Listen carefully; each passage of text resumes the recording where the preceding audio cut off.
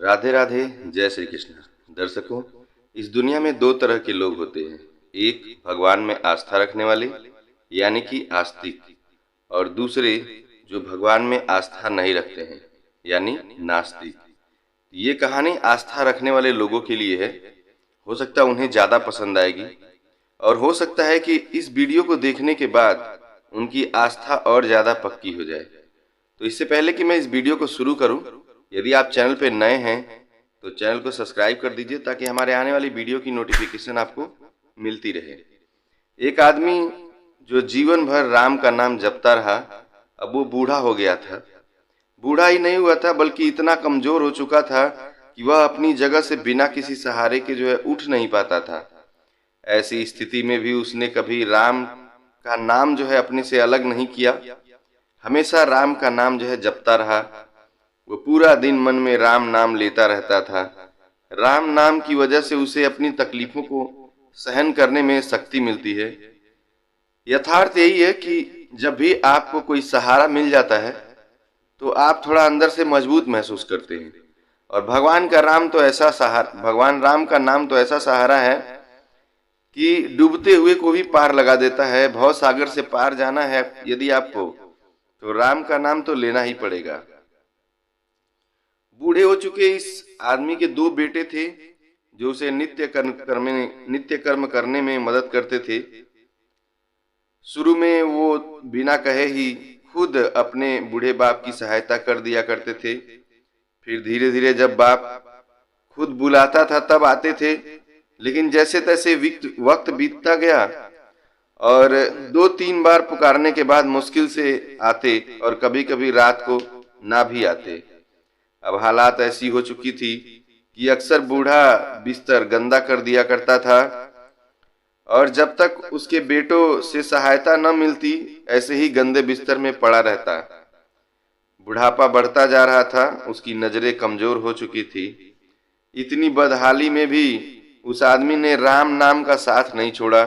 हमेशा भगवान राम का नाम जो है वह जपता रहा।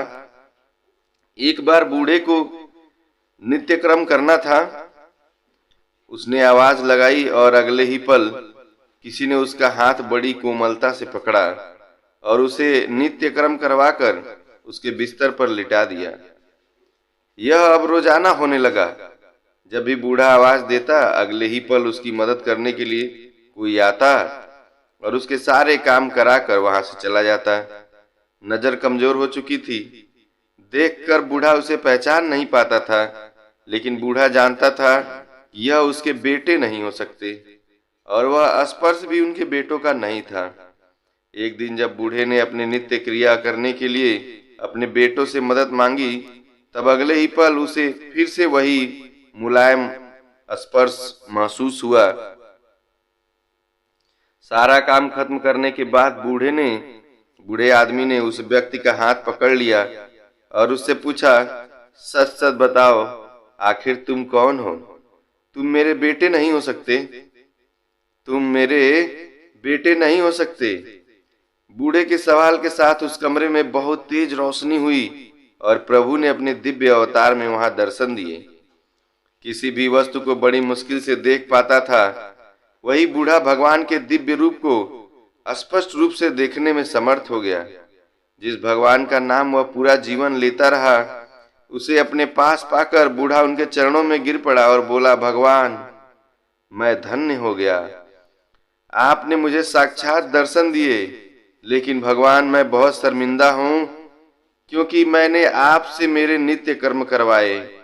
भगवान ने कहा, मेरे लिए सारे काम एक जैसे हैं। अगर वह काम मुझे अपने भक्तों के लिए करना पड़े तो मुझे सभी कामों में खुशी मिलती है। बूढ़े ने हाथ जोड़ते हुए भगवान से कहा, लेकिन भगवान, आप यह सब करने के बजाय मुझे मुक्त क्यों नहीं कर देते? क्या आपके दर्शन मात्र से मेरी मुक्ति संभव नहीं है?